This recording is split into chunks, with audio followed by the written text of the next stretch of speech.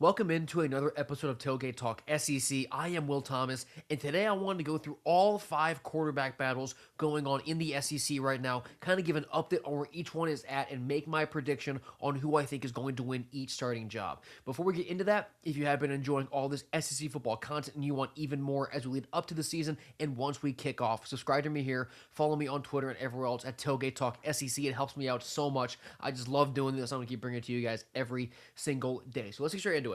And arguably the first one here is the most high profile one, to go alphabetically, but it's the Alabama Crimson Tide. It's between Austin Mack and Keelan Russell. Now, when we came into this in the offseason, right, it was very clear that Austin Mack probably had a bit of the edge to start just because of his experience. I mean, year after year after year in this system. The coaches know him better, so that by default they trust him more, at least when we got to spring.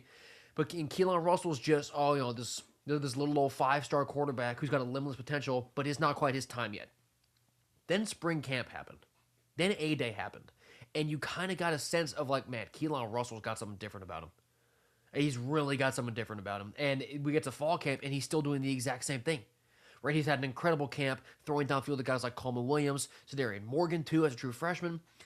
And a lot of times with these quarterback battles, it's a pretty similar script. Right? You have the older, more experienced guy, and the younger, less experienced guy who could offer a higher ceiling. So when you look at it that way, there are two avenues that generally base off the more experienced guy. Is his experience what is setting him apart, or is his experience what's keeping him in the battle? And in this instance, I think you're seeing Austin Mack's experience being what is keeping him in the battle against Keelan Russell. I think Russell is that kind of playmaker. I think he's that kind of difference maker. And Austin Mack is a really good quarterback, right? When he came in during the Rose Bowl against Indiana, he actually played pretty well, right? Even though that game was already a blowout, but we know that Indiana wasn't letting up on the gas, so Austin Mack still played against a good defense there, obviously. But I just think that Keelan Russell just offers something different. There's just something different about this kid. The ball's out of his hand differently. He has incredible mobility with his legs, playmaking ability on the ground. I think Keelan Russell gets this job for all those reasons, but also, interestingly, like, he's top 15 in the Heisman voting already. Sorry, not voting, in the Heisman odds. How often do you see a quarterback as young as Keelan Russell who doesn't have the job, quote unquote, top 15 in the Heisman voting? He's right behind John Mateer. He's right behind Marcel Reed. Sportsbooks have access to the vibes behind closed doors. And what that tells me is that the vibes behind closed doors is that Keelan Russell will get this job. I think that you see Russell playing quarterback for Bama this year. I can't wait to see how he plays. Next one is Arkansas. And this one was getting less national attention, but they're two athletes who are incredible players, at least if they hit their ceiling, right? KJ Jackson and AJ Hill. AJ Hill was a former blue chip guy. He was at Memphis with Ryan Silverfield, and he came up this offseason through the portal. KJ Jackson's been there. Right, he was there behind Taylor Green last year. He has familiarity with the Razorbacks, but A.J. Hill has it with Silverfield. So it's an interesting dynamic there. I think you're looking at K.J. Jackson here, though. It seems like throughout camp, he's been a little more consistent. I do believe that both players, their ceilings are pretty even, right? This is not like a Bama situation where the slightly older guy, has that experience, that maturity, but the younger guy has a higher ceiling. Both of these dudes are freak athletes. They're both massive players. So they both have very similar ceilings. So because of that, I do think you'll see KJ Jackson get this job here this fall, just for the familiarity with the weapons a little bit more, right? Because there is a good bit of continuity personnel-wise on that Arkansas offense, actually. So, I think you see KJ get that job. AJ Hill probably wait one more year, but AJ Hill, whether it's Arkansas or it's not, I do believe he will be a starting quarterback somewhere next season. Moving to the Florida Gators now, a little bit more of a popular one. Aaron Philo coming over from Georgia Tech. He came with his offensive coordinator, who John Summerall hired, Buster Faulkner, and Tramel Jones, who's been in Gainesville. This one's really interesting. You almost get some hostility online among Florida fans when you have quarterback battle discourse here. It's a similar vibe to Austin Mack and Keelan Russell. Right, so even though Aaron Philo is the one who transferred in, it's his offensive coordinator who is now there in Gainesville. So he has that systemic continuity that Tramel Jones, ironically, doesn't. And what John Summerall has been talking about recently is that he's kind of grading them both on separate metrics, on separate grading curves. And by all accounts, Tramel Jones, from Summerall himself too, has been kind of closing that gap. And it came out that after spring camp, John Summerall sat the quarterbacks down and he told them who would be the starter. Now he didn't make that public. I'm assuming it is. He said Aaron Philo, but you're seeing Tramel Jones really cut that gap. It's a similar deal, right? Tramel Jones can probably do some things that Aaron Philo can't. I think maybe with maximum arm potential, right, and with his legs. But does that continuity just give Philo the job? And I think you're in the same boat with Mac and Keelan, where Philo's continuity and experience with the staff is keeping him in it as opposed to separating him. So it's going to be really interesting to me. I think that this one, though, goes the other way for Florida. I do believe that you see Aaron Philo end up getting the job because even though I think Tramel's ceiling is higher than Philo's, I don't think the gap is as big as it is at Alabama, if that makes sense. I think that Keelan is more ahead of Austin Mack than Tramel is ahead of Philo when it comes to potential.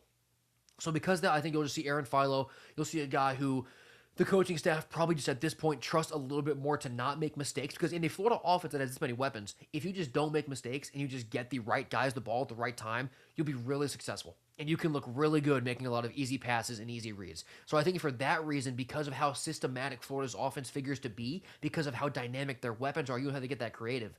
I think you'll see Aaron Philo get that job because of his continuity and kind of, at least for right now, a perceived lack of need for a game-breaking quarterback. Tennessee's is really fun. Tennessee's is a lot of fun. You have George McIntyre there and Faison Brandon. Now, this is a difference than the younger guy versus older guy discourse because, yeah, Faison Brandon is a true freshman. George McIntyre is just a redshirt freshman. Right, so neither of them have starting experience. McIntyre's been there for a year.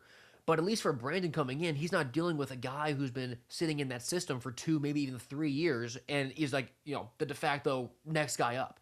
That's not really what McIntyre was, because we thought that maybe Joey Aguilar would come back. We thought maybe Sam Levitt was going to portal in. Now it's these two guys.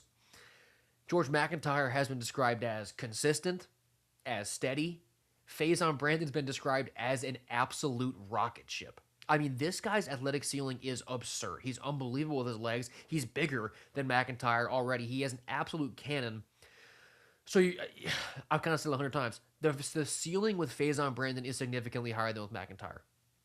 And even though McIntyre maybe has been more overall consistent in fall camp and throughout the spring also, and he has that extra year on him, I think the potential and the ceiling with Brandon is something you just can't ignore. And you're in a Josh Heupel offense that is very easy for quarterbacks to succeed in. Heupel's incredible at putting his quarterbacks in easy spots to be really explosive. So if you're worried about Brandon's inexperience, he's in a perfect system where that inexperience can kind of get covered up by good scheme.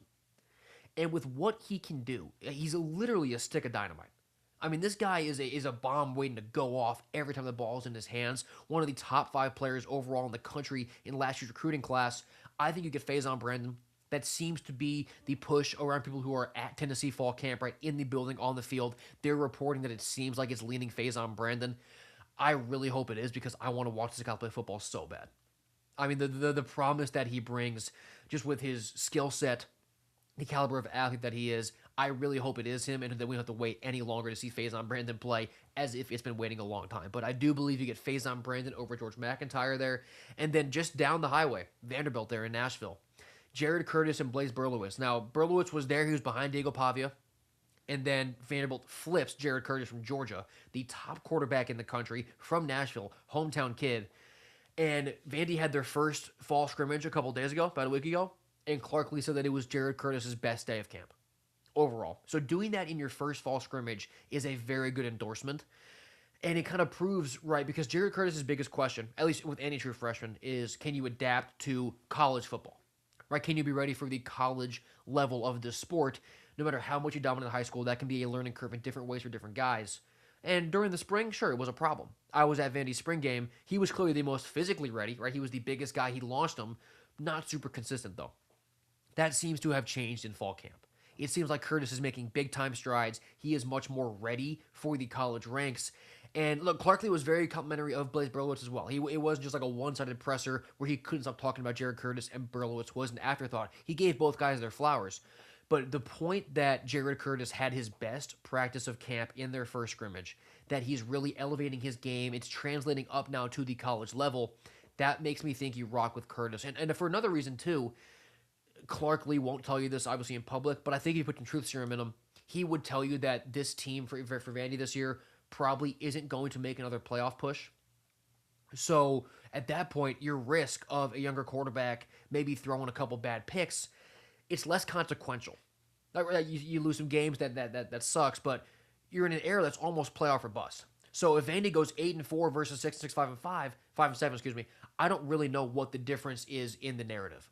So with that in mind, if Vandy's not going to make the playoff with either guy, you play the younger dude, you get him more experience. I kind of think it's the same vibe with Tennessee, right? I'm not sure the Vols have a sorry, they do have a playoff ceiling, but it's going to be very hard for them to do it. So you just play your younger guy.